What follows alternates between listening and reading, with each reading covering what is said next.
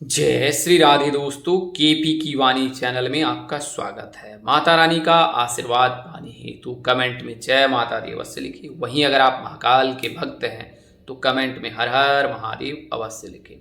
यकीन जानिए माता रानी संग महादेव की कृपा आप पर और आपके पूरे परिवार पर अवश्य बरसेंगी और आप सौ परिवार स्वस्थ एवं सुखी रहेंगे।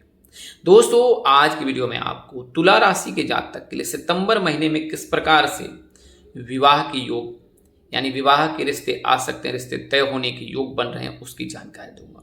इसके अलावा तुला राशि की प्राथमिक जानकारी दूंगा। तुला राशि के जातकों के नवंबर दिसंबर में किस प्रकार से विवाह के योग बने, इसकी भी जानकारी दूंगा। तुला राशि के बारे में बताऊंगा कि किस नाम अक्षर से विवाह करना उचित होता है और शीघ्र विवाह के लिए क्या उपाय करना है। ये सभी जानकारी आपको संक्षेप में देने की कोशिश करूंगा। आइए आगे बढ़ते हैं। उससे पहले मैं आपको बता दूं कि अगर आपको केपी की वाणी से संपर्क कर अपने विवाह की कुंडली बनवानी है या विवाह संबंध की जानकारी प्राप्त करनी है तो आप हमें संपर्क कर सकते हैं। हमारा संपर्क नंबर स्क्रीन पर दिए गए हैं।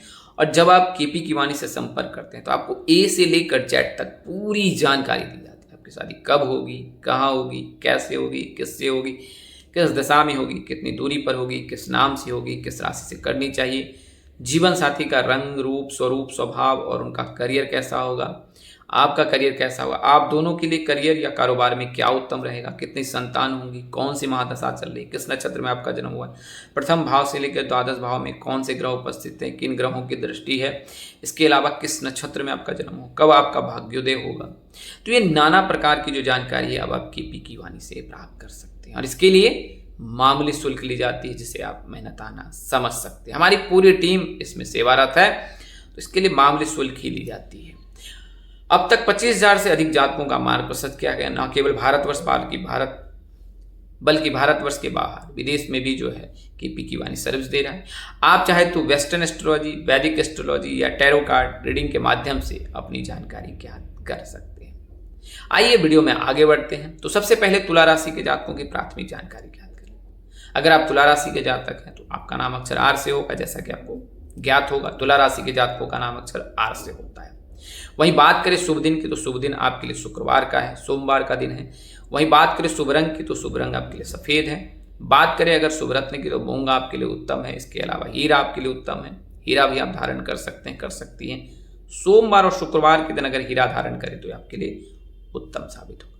आपका स्वभाव जो है वो चर है, आप वायु समान है, एक जगह पर टिकते नहीं, कभी यहाँ कभी वहाँ। अगर आपके मन में विचार भी आता है तो वो विचार भी स्थायित्व तो नहीं पाता है। जिस समय आप उस विचार को सोचते हैं उस समय तक वो आपके जहन में रहता है और तत्क्षण वह गायब भी हो जाता है। तो आपको उस पर इम्प्लीमेंट काम करने की आवश्यकता है। इसके अलावा जो है आपका जो राशि तत्व है वायु है, तो इस प्रकार से वायु समान ही है। आप कभी भी एक जगह पर रहते नहीं, एक जगह टिक नहीं पाते हैं। आपका मन चंचल है और हमेशा ही चंचलता, भावुकता आप में देखने को मिलती है। आप बड़े भावुक भी हैं, काइंड हार्टेड भी हैं, दयालु भी हैं, कृपालु हैं, दयावान हैं, लोगों के मददगार हैं। लोगों की मदद करने में आप सबसे आगे रहते हैं।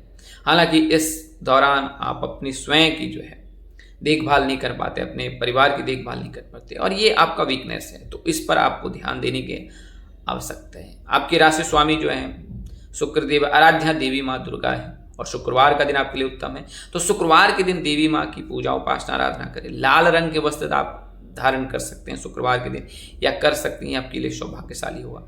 शनि आप में उच्च के होते हैं तो शनिदेव की आप पर विशेष कृपा बरसती है। उनकी कृपा से आपको जीवन में सभी प्रकार के सुख लाभ प्राप्त होते हैं। आप सेवादार हैं, लोगों की सेवा करते हैं। इसके लिए आप बिजनेस और जॉब दोनों ही सेक्टर में सफल होते हैं। आप में सेवा करने की भाव जो है या भावना वो प्रबल रहती है। तो ये तो तुला राशि के जातकों की कुछ प्राथमिक जानकारी थी। आइए अब मैं आपको तुला राशि के जातकों को सितंबर महीने में ग्रह स्थिति क्या रहने वाली उसकी जानकारी देता हूँ। तो 1 सितंबर को जो है सुखों के कारक शुक्रदेव जो है मेष राशि में गोचर करेंगे और आपके सप्तम भाव को देखेंगे। तो 1 से लेकर 3 सितंबर तक आपके लिए उत्तम समय रहेगा। इस दौरान आपके जीवन में किसी का आगमन हो सकता है। अविवाहित जातक के लिए रिश्ता आ सकता है। यह रिश्ता घर परिवार, ऑफिस, मैट्रिमोनियल साइट जो हो वहाँ से या मित्रों के माध्यम से आ सकता है या प्रस्ताव आ सकता है।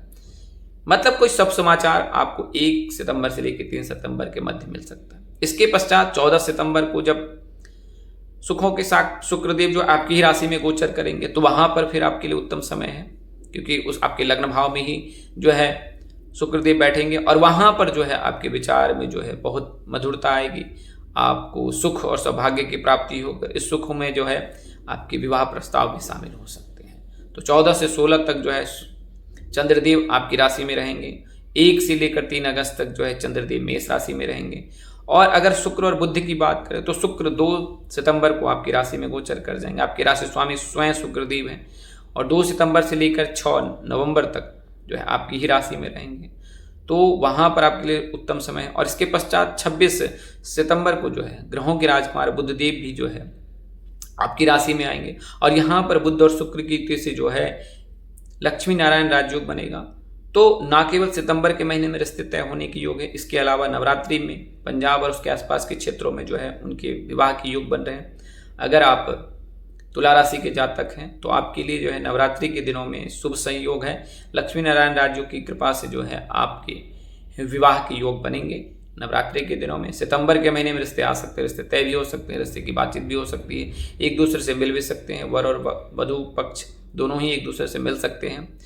हालांकि विवाह जो है उत्तर भारत में जो है देवउठनी एकादश तिथि के बाद किया जाता है, वहीं पंजाब और उसके आसपास के क्षेत्रों में जो है विवाह कार्यक्रम जो है वो नवरात्रि के दिनों में किया जाता है। तो ये सारे शुभ संयोग जो है आपके लिए बन रहे हैं अगर आप तुला राशि के जातक है, आर नाम के जातक हैं। शनिदेव आप में उच्च के होते हैं तो आप पर शनिदेव की विशेष कृपा बरसती है। अब बात करते हैं शीघ्र विवाह के लिए क्या करें। तो शीघ्र विवाह के लिए चूंकि आपकी आराध्या जो है देवी माँ दुर्गा है, तो आप माँ के शरण में रहें, उनके शरणागत रहें, उनके शरण चरण में रहें, आपका अवश्य ही कल्याण होगा। आपको शुक्रवार के दिन स्नान ध्यान करने के पश्चात लाल वस्त्र धारण करना है और देवी माँ दुर्गा की पूजा करना है। अगर आप तुला राशि की जातिका हैं तो आपको पूजा के समय जो है 1 चुटकी कुमकुम या सिंदूर जो है माँ के चरणों में अर्पित करना है और उस समय ओम सृष्टिकर्ता मम विवाह कुरु कुरु स्वाहा इस मंत्र का आपको जाप करना है, पाठ करना है और उसके पश्चात अपनी याचना माता रानी से करनी है कि आपको क्या चाहिए, कैसा वर चाहिए, कैसा घर चाहिए।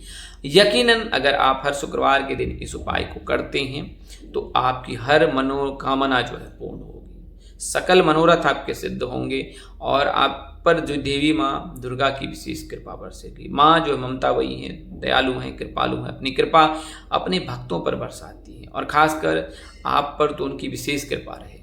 इसके अलावा शनिदेव और शुक्रदेव की भी विशेष कृपा रहे। शुक्रदेव की कृपा से आपको जो जीवन साथी है वो बहुत ही हैंडसम मिलेगा, उसे जो है भौतिक सुख बहुत पसंद होगी, लग्जरियस लाइफ जीने वाला होगा और कुछ इस प्रकार के ही फील्ड में हो सकता है, जैसे सौंदर्य प्रसाधन से हो सकता है, फैशन डिजाइनिंग से हो सकता है, कुछ ऐसी चीज़ों से वो जुड़ा हो सकता है जिसका गहरा नाता जो है शुक्रदेव से हो सकता है। तो आपके लिए उत्तम है क्योंकि आपका जीवन साथी जो होने वाला होगा वो थोड़ा फैशनेबल होगा, थोड़ा टची होगा और इससे आपका रिश्ता बहुत मधुर। आइए अब मैं आपको दिशा दूरी नाम अक्षर बताता हूँ। तो तुला राशि के जातक के लिए दक्षिण का दिशा अनुकूल होता है, इसके अलावा पश्चिम यानी कि आग्नेय कोण में इनके विवाह के योग बनते हैं। अगर तुला राशि के जातक हैं, आप जातिका हैं, तो आपकी जो शादी है वो आग्नेय कोण में होने के प्रबल योग बन रहे हैं अगर आप तुला राशि के जातक हैं या जातिका हैं। बात करें अगर नाम अक्षर की तो SGMD ये नाम के जातक है जिनके साथ आपके परिणय सूत्र में बंधने के प्रबल योग रहते हैं, यानी कि सिंह राशि के जातक के साथ, कुंभ राशि के जातक के साथ, मीन राशि के जातक के साथ आपके परिणय सूत्र में बंधने के प्रबल योग रहते हैं अगर आप तुला राशि के जातक हैं या जातिका है। तो दिशा जैसा मैंने बताया आग्नेय कोण, नाम अक्षर मैंने बताया SGMD, पार्टनर के बारे में मैंने बताया है कि वो beauty products, fashion designing in sector से जुड़े हो सकते हैं, इसके अलावा बैंकिंग प्रबंधन इन सेक्टर से भी जुड़ा हो सकता है। मैंने आपको उपाय भी बताए हैं कि शीघ्र विवाह के लिए आपको क्या करना है। अब बात करते हैं तुला राशि के जातकों के लिए कि नवंबर दिसंबर तक किस प्रकार से योग बन रहे हैं। तो प्रथमतः जो है 2 सितंबर को शुक्रदेव तुला राशि में गोचर करेंगे और 3 अक्टूबर को ये वक्री चाल चलेंगे और वक्री चाल चलकर जो ये 6 नवंबर को गोचर कर जाएंगे कन्या राशि में। 6 नवंबर से लेकर 22 नवंबर तक ये कन्या राशि में रहेंगे और फिर 22 नवंबर को ये तुला राशि में गोचर करेंगे और 22 नवंबर से लेकर 1 जनवरी तक ये तुला राशि में ही रहेंगे। तो कुल मिलाकर अगर देखा जाए तो तुला राशि के जातक के लिए न केवल सितंबर में बल्कि अक्टूबर में, इसके अलावा नवंबर और दिसंबर में भी विवाह के योग बन रहे हैं।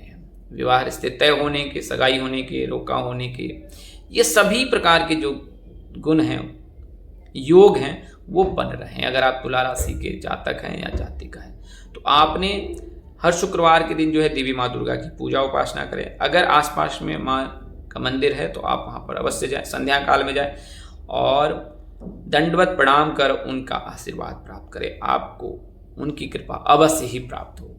तो यह तो जानकारी तुला राशि के जातकों की थी। आज के लिए इतना ही। अगले वीडियो में फिर मिलेंगे एक नई जानकारी के लिए। ज्योतिष, पंचांग, मान्यताओं, धर्म ग्रंथों और विभिन्न प्रकार के ज्योतिषों की सलाह लेकर ही मैंने आपको ये जानकारी दी है। हमारा उद्देश्य आपको सूचना पहुंचाना, सूचना ले। इसके अतिरिक्त अगर आप इनसे मानते हैं, अपनाते हैं अथवा उपयोग करते हैं तो इससे पहले अपने नज़दीक के किसी प्रकार पंडित व ज्योतिष से संपर्क कर अपनी कुंडली का विश्लेषण करा लें और सही जानकारी ज्ञात कर ले कि आपकी राशि क्या है, ग्रहों की स्थिति क्या है। तो आज के लिए इतना ही। अगले वीडियो में फिर मिलेंगे। तब तक के लिए मुझे इजाजत दें। आप जहां रहें मस्त रहें, स्वस्थ रहें, व्यस्त रहें। माता रानी की असीम कृपा पर बरसती रहे। परम पिता परमेश्वर आपको सद्बुद्धि, सद्मार्ग और आगे बढ़ने की शक्ति। नमस्कार। जय श्री राम दोस्तों। जय श्री कृष्ण। जय माता दी। जय वाहिगुरु। हर हर महादेव।